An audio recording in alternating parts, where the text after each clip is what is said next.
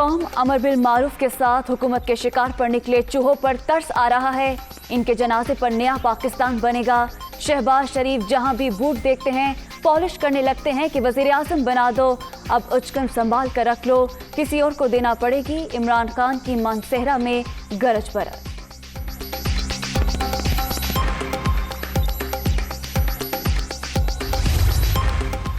इमरान खान का पत्ता कट चुका, अब एक एक दिन आगे करके इक़्तिदार की भीख मांग रहे हैं। वज़ीर आज़म आवाम को नहीं किसी और को आवाज़ें दे रहे हैं, मगर अब बचाने कोई नहीं आएगा।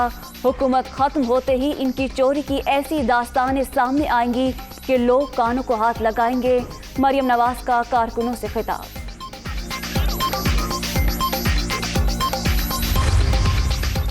और कौमी असम्बली का इजलास तहरीक अदम एतमाद पर कार्रवाई के बगैर पीर तक मुलतवी। अपोजिशन लीडर को बोलने की इजाज़त न मिली। तहरीक अदम एतमाद पर कानून के मुताबिक कार्रवाई होगी। स्पीकर असद कैसर का ऐलान।